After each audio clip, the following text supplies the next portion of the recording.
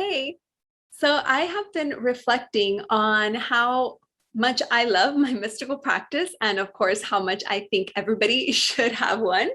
But I've also reflected on how this type of practice has really helped people go from feeling lost, confused, overwhelmed, stressed, to being more confident, empowered, and just feeling more of that inner peace. So that's why I want to share today how a daily practice can help you feel all the feelings, all the good feelings. And the importance of having a daily practice. I feel like that's something that I have been talking about a lot as I share my own story and lately in these past videos. I can't emphasize that enough. We are just doing so much. We're being asked to just be on the go and do all the things instead of just being and allowing ourselves to be in that moment where we can connect with what we need with ourselves and nourish ourselves. If there's any list takers there, I have the longest to-do list all the time.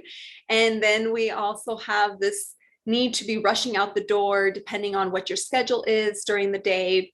And sometimes it's really easier to commit to others before committing to ourselves, or putting the needs of others before our own. There's so many responsibilities with family, work, friendships, partnerships, whatever it is, but we are the first ones that we need to take care of.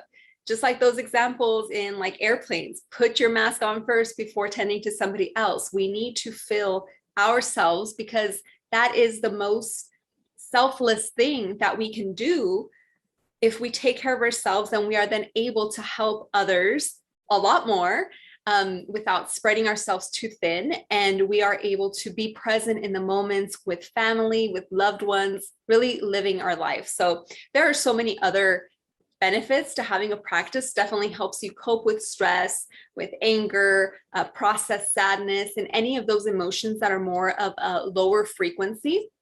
It'll bring us, raise our vibration, and really refuel our soul. So that's just a couple of things to mention. I know that when I haven't had a practice before going on this journey, I was really more sensitive to the things that would happen. I live a really fast-paced life. I always have, with all my different careers and jobs and things like that. But having a practice, and a mystical practice, now that I'm call myself a mystic, has just been really amazing to see how it affects my day if I start my morning with a practice and end it with one as well. And these don't have to be super elaborate. Of course, if you want to, you can make it as elaborate as you want, but they can be really simple as well. And so let me just define what I consider a mystical practice. I see it as using holistic tools to facilitate our inner understanding of what we need in that moment.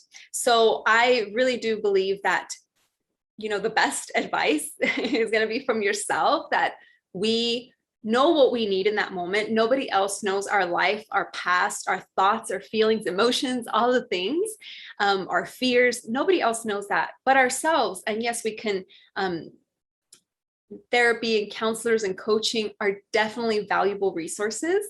But just adding to the mystical practice here, I find that it's using tools when we are so cluttered with mental chatter, or the noise that comes from external thoughts and opinions, and our inner dialogue that comes from the ego, and all these you should haves and mix of thoughts that just happen, all this overload of information from ourselves and from our outside environment, from the news, the media, everybody. So through a mystical practice, I find that it's using things like dream work to get the message from your unconscious, and really during that time when you're sleeping, allow those things to resurface. And it's a message from yourself, but it's the deepest message that you'll receive. Other things too, like tarot, and tarot dream work is something that I love, because it's when that mental chatter is so loud and it's drowning your own intuitive awareness, you can use these tools like the tarot to really get that clarity of what's happening and create a bridge between your conscious and your unconscious mind. So even if you know what to do in that moment, it's kind of like buried underneath all the static of the noise that's happening around you or people's opinions, like I mentioned, and just once we start overthinking things, then all the pros and cons, especially I'm a Libra rising, so any Libras out there can probably relate to the low side being, indecisiveness. And because we can see points in the pros and cons, good and bad, and see all the different points of views, that it can become overwhelming to really get clear on what you really want to do and what the real answer is for you.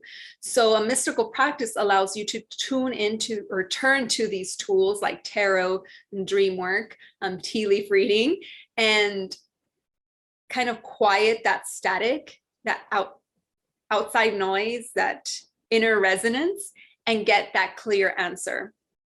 So that's what I consider a mystical practice. It can be lighting a candle and just staring at the candle gaze, and that allows you to tune inward. And there's so many more that I definitely share each month in the Dream Mystics membership, because I would be here for hours if I tried talking about every single one and explaining them.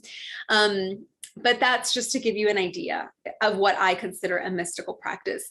Let me know if you have one and what your mystical tool of choice is. I'm just curious. So having a mystical practice that you feel connected to is going to be key here. So all those candles or essential oils that you bought throughout the year, pull them out. Let's bring them to use. Not that you need them, but if you have them, let's use them. And I do find that sometimes we just need that extra help with these tools to, like I said, quiet all that chaos so we can really get messages from our higher self. And that way you feel more confident and know exactly the specific answer for you based on the situation. It's like a roadmap or a GPS when you're feeling lost and confused. I also find that it can help our mental health because it empowers you to find the answers even with a little bit of help of these tools. You're still connecting with your higher self and communicating through them. So with the tarot, I like connecting with my higher self, asking a message from the cards when I'm feeling kind of like, oh, I could go either way, I'm not sure. And the cards reveal what my higher self is wants to do and the next steps for me.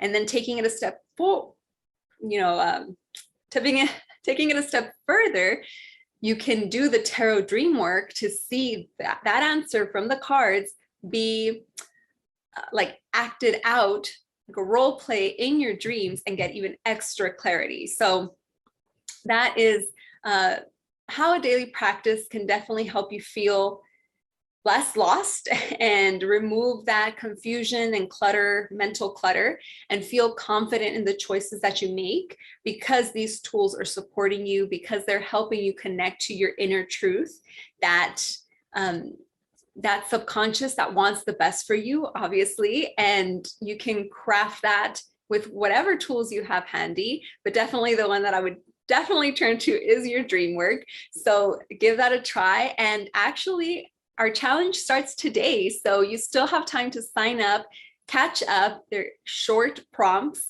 to get you into a consistent flow with your mystical practice and help you get started, be consistent and accountable, and then take it further past the challenge that we're doing. So you can sign up in the link in my bio. It's completely free, so you have nothing to lose and so much to gain. I can't wait to see you there. And if you have any questions, let me know. See you in the challenge.